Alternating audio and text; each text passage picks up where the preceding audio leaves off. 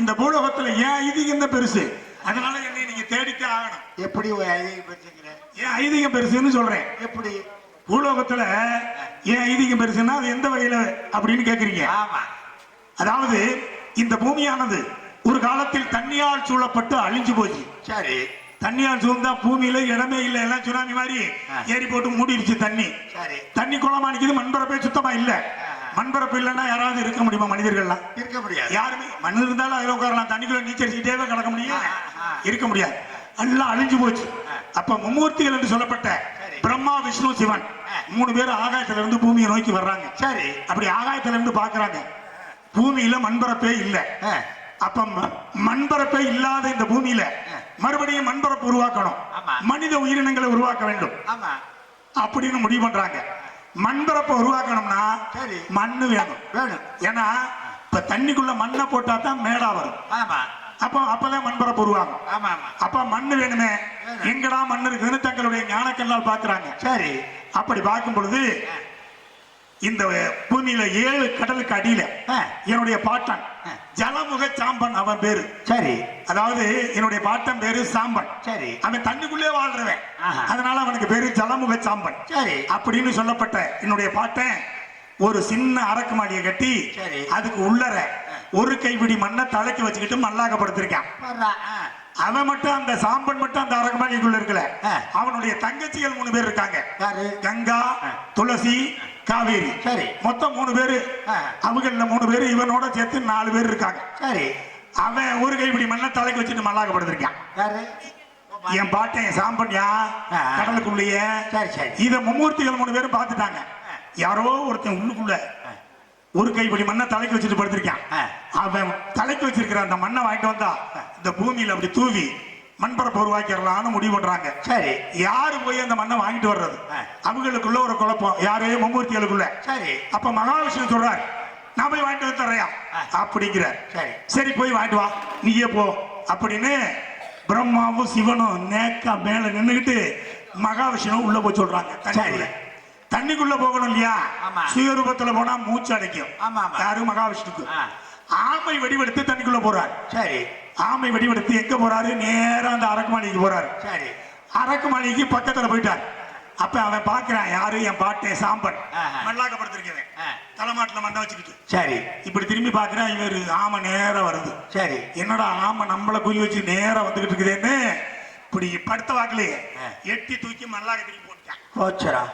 ஆமைய மல்லாக்க திருப்பி போட்டா நகர முடியுமா? முடியாது. முடியாது. அது வருஷ கணக்கா இருந்தாலும் மல்லாக்கவே தான் கிடக்கணும். திருப்பி குப்பரை போட்டா தான் போகும். அது கால் நாள் வெளியே வந்துடும். அதனால இவர் என்ன பண்றாரு? உதறிக்கிட்டே கிடக்குறாரு, நகல முடியல. சரி. அப்ப இவர் சொல்றாரு, யாரு? மகாவிஷ்ணு தானே போயிருக்காரு. எப்பா, உன் தலைமாட்டில் இருக்கிற மண்ணை கொடுக்கலனாலும் பரவாயில்ல, சரி, என்னைய குப்பரை திருப்பி விடுறா, நான் தெரிச்சு ஓடிடுறேன் அப்படிங்கிறாரு. யாரு? மகாவிஷ்ணு. சரி. அப்ப என்ன ஆமை பேசுது? இது யாரா இருக்குன்னு சொல்லிட்டு இவர் கேட்கிறார் சாம்பன். சரி, நீ யார்? இங்க எதுக்காக வந்திருக்கேன்னு. நான் மும்மூர்த்திகள்ல மகாவிஷ்ணு வந்திருக்கேன். உன் தலைமாட்டுல ஒரு கைப்பிடி மண்ணு வச்சுக்கிட்டு படுத்திருக்க.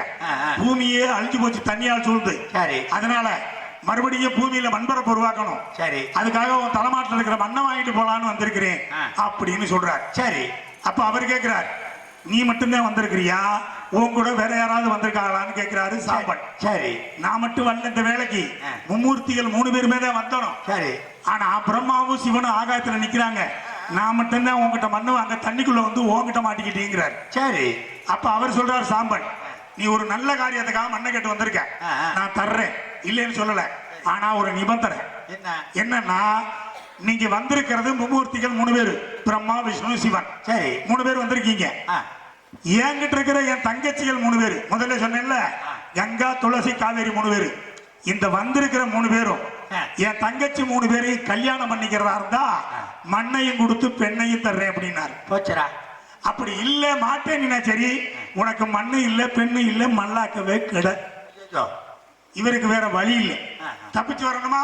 ஆமையா கிடந்துகிட்டு என்ன செய்யறது? எப்பா, உன் தலைமாட்டில் இருக்கிற மண்ணையும் கொடு, உன் தங்கச்சி 3 பொண்ணையும் கொடு, என்னை முதல்ல குப்புற திருப்புடா அப்படிங்கிறார். சரி. சொன்னபடி ஆமையை குப்புற திருப்பி விட்டு இந்த ஒரு கைப்படி மண்ணையும் அதுகிட்ட கொடுத்து இந்த 3 பெண்ணையும் அவர் கூடவே அனுப்பி விட்டாரு சாம்பன். சரி. கூட்டிக்கிட்டு ஆகாயத்துக்கு வந்துட்டார். யாரு? மகாவிஷ்ணு. சரி. கூட்டிட்டு வந்து தன்னுடைய சுய ரூபத்தை எடுக்கிறார். ஆமை வடிவத்தில் இருந்து ஆ. சுய ரூபத்தை எடுத்து சிவபெருமான்கிட்ட போறார். கொண்டுட்டு போய் இந்த ஒரு கைப்பிடி மண்ணை கொடுக்குறார். சரி. அவர் அந்த ஒரு கைப்பிடி மண்ணை வாங்கிட்டார். ஆ, ஆ. வாங்கினதுக்கு அப்புறம் தான் சொல்றார், நான் ஒன்னும் சும்மா மண்ணு வாங்கிட்டு வரல மச்சனா, சரி. 3 பொம்பளை பிள்ளைய வேற என் தலையில கட்டி விட்டாவே. ஓஹோ. அந்த ஆளு ஆ, ஆ. நம்ம ஆளுக்கு ஒண்ணு கல்யாணம் பண்ணணுமா, வேற வழி இல்ல, கூட்டிட்டு வந்திருக்கிறீங்கிறார். சரி. சிவபெருமான் அதுக்கு மறுப்பு தெரிவிக்கல. ஆ, ஆ. அந்த கங்கா, துளசி, காவேரி 3 பெண்கள்ல கங்காங்கிற பொண்ணை சிவபெருமான் கல்யாணம் பண்ணிக்கிறார். சரி. உடனே தாலியை போட்டுறாரியா. ஆஹா. ஆனா ஏற்கனவே அவரு பொண்டாட்டி சக்தி இருக்காங்க. இருக்குது. ஆதிபராசக்தி சிவபெருமானுடைய மனைவி ஆமா. இருக்காங்கல்ல. ஆமா. இந்த கங்காவை கூட்டிட்டு போய் வீட்டுல விட்டா என்ன நடக்கும்? சக்கலாத்தி போராட்டனே. அதேதான் நடக்கும். தெய்வங்களா இருந்தாலும் சண்டை வந்துடும் வீட்டுல. வரும் வரும். நான் இருக்க இன்னொரு பொண்டாட்டியை ஏயா கட்டிட்டு வந்தேன்னு. ஆமா. அவ பேர் என்ன? சக்தி. அதாவது நம்ம கையை இப்படி தூக்கணும்னாலே சக்தி வேணும். ஆமா. சக்தி இல்லாட்டினா ஏதாவது இயங்குமா? இயங்காது. எதுவுமே இயங்காது. அவள் அப்ப அங்க கொண்டு போக முடியாது. எங்கேயாவது கொண்டு போய் ஒளிச்சு வைக்கணும்னு சிவபெருமான் யோசிக்கிறார். பார்த்தாரு, எங்க வச்சாலும் அவ பாத்துருவா. சரி. எங்க வச்சாலும் பாத்துருவா. பாத்துருவா. சக்தி இல்லையா? ஆமா. பாத்துருவா. தலைமுடிய பார்த்தாரு, நல்லா நிறைய இருந்துச்சு. இந்த அம்மாவை தூக்கி அதுக்குள்ள சொல்லி வச்சுட்டார். தலைமுடிக்குள்ளையா? யாரு? சிவபெருமான். சடைக்குள்ள போய் உட்கார்ந்தாங்கல்ல கங்காதேவி. ஆமா. அந்த கங்காதேவியின் மைந்தன் தான் சடையாண்டி. சடையாண்டியோட 4வது அவதாரம் வீரபாகு. இப்ப தெரியுதா நான் யாரு, எங்க அம்மா யாருன்னு? சரி சரி சரி. ஒண்ணு முடிஞ்சா அடுத்தது 3 பிள்ளைகளை கூட்டி வந்தாரு. ஆமா. ஒண்ணு முடிஞ்சா அடுத்தது துளசி. துளசி இந்த மகாவிஷ்ணு கல்யாணம் பண்றார். சரி. ஆனா அவருடைய மனைவி ஏற்கனவே லட்சுமி இருக்காங்க. இருக்குது. அப்ப லட்சுமிக்கு தெரியாமல துளசியை வச்சிருக்கணும். ஆமா. கொண்டே விட்டா அங்க என்ன நடக்கும்? அங்க அதே அதேதான் நடக்கும். இதை எங்கெல்லாம் ஒளிச்சு வைக்கிறது யோசிச்சாரு. பார்த்தாரு, மாலையாக்கி கழுத்துல போட்டுக்கிட்டாரு. கிட்டே துளசிய மாலையாக்கி கழுத்துல போட்டுக்கிட்டார். சரி. அடுத்தது யாரு? பிரமதேவன். ஆமா. அவர் இந்த காவேரிங்கிற பொண்ணை கல்யாணம் பண்றாரு. ஆனா அவருடைய மனைவி லட்சுமி ஏற்கனவே இருக்காங்க. இருக்குது. அப்ப காவேரி என்ன செய்யறது? கொண்டே விட்டா சண்டை நடக்கும். ஆமா. பார்த்தாரு, காவேரிய உருவத்தை சிறிதாக்கி தன்னுடைய நாக்குக்கு அடியில தூக்கி வச்சுக்கிட்டாரு. நான்முகன். ஓஹோ. யாரு? பிரமதேவன். பிரமதேவன். நான்முகனாவினில் இருப்பவளே அந்த நாக்குல போய் உட்கார்ந்துக்கிட்டாங்க. சரி. அப்படி 3 பேரும் 3 பெண்களை ஏத்துக்கிட்டாங்க. சரி. இந்த ஒரு கைப்பிடி மண்ணை தண்ணியால் சூழப்பட்ட அந்த பூமியில தூக்கி எறிகிறார் சிவபெருமான். சரி. அதில் இருந்த மண்ணு போய் விழுந்த இடமெல்லாம் மண்பரப்பாகவும், அதில் இருந்த கல்லு போய் விழுந்த இடமெல்லாம் மழையாகவும், ஒன்றுமே விழுகாத 3/4 பாகம் இன்றைக்கு வரலையும் பூமியில தண்ணியாவே தான் இருக்குது. 4 பாகம் தான் உலகம், 3/4 பாகம் தண்ணி தான். ஆக அந்த மண்ணு விழுந்த இடமெல்லாம் மண்பரப்பு, கல்லு விழுந்த இடமெல்லாம் மலை. ஆக இந்த மண்ணு விழுந்து மண்பரப்பாகி இருக்கின்ற இந்த பிரபஞ்சத்தை உருவாக்குவதற்கு மூல காரணமாக இருந்த மண்ணை கொடுத்தவன் என்னுடைய பாட்டன் ஜலமுக சாம்பன். அதனாலதான் ஏன் ஐதீகம் பெருசுன்னு சொல்றேன். இதெல்லாம் கேட்கிறீங்க, உங்களுக்கு மூளை இருக்கிறாங்க.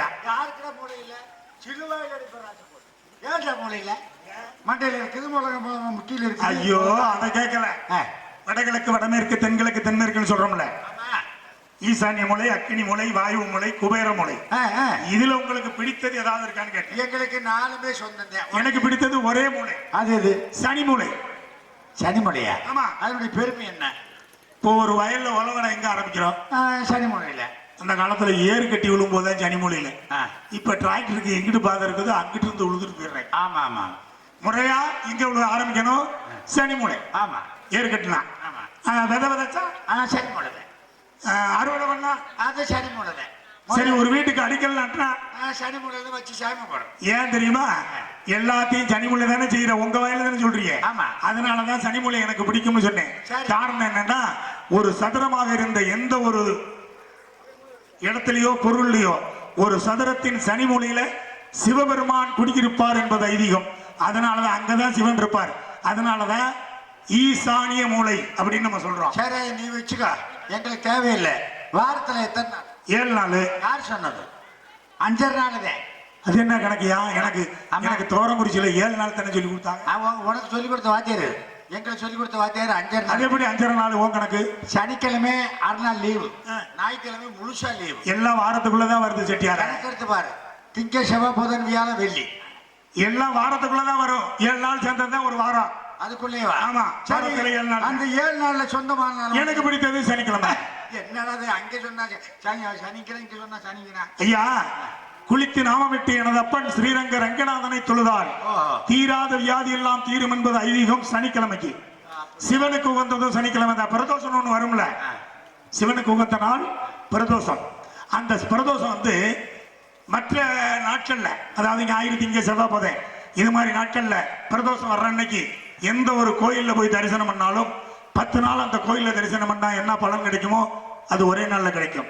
அதே சமயம் சனிக்கிழமை பிரதோஷம் ஆரம்பித்து அந்த சனி பிரதோஷத்தை அன்னைக்கு நீங்க சிவன் கோயிலை தேடித்தான் போகணும் இல்ல, விநாயகர் கோயில், அம்மன் கோயில், எந்த கோயிலா இருந்தாலும் சரி, ஒரு கோயில்ல ஒரு கும்பிடு போட்டா 100 நாள் அந்த கோயில்ல என்ன தரிசனம் பண்ணா என்ன பலன் கிடைக்குமோ அது ஒரே நாள்ல கிடைக்கும் சனி பிரதோஷத்துக்கு.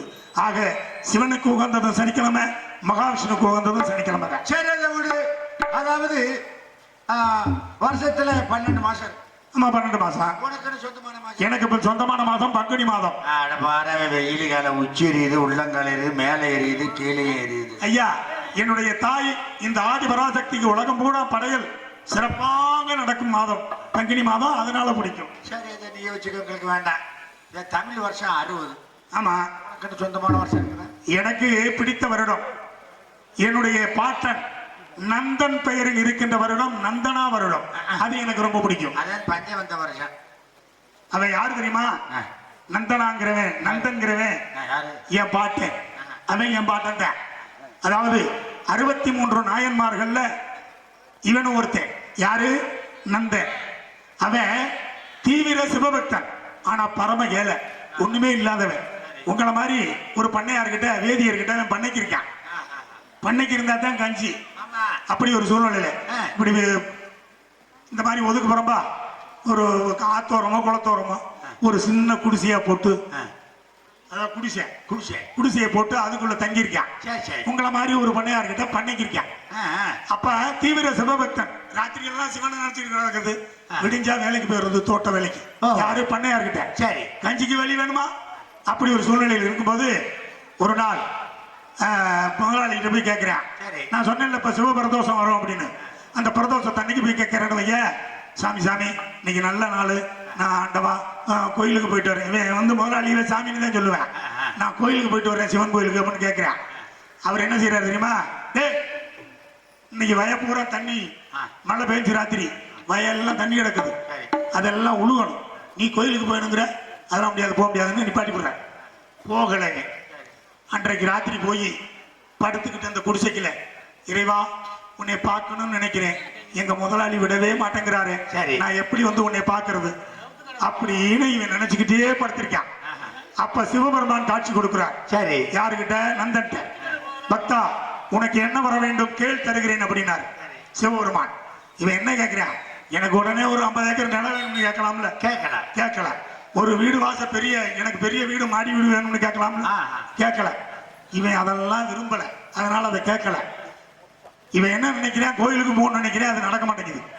அதை மட்டும் நினைச்சுக்கிட்டு மனசுக்குள்ள, சாமி நான் நினைக்கிறது நடக்கணும், நான் என்ன நினைக்கிறேனோ அது நடக்கணும், அந்த வரத்தை எனக்கு கொடுத்துட்டு போ சாமி அப்படிங்கிறான்.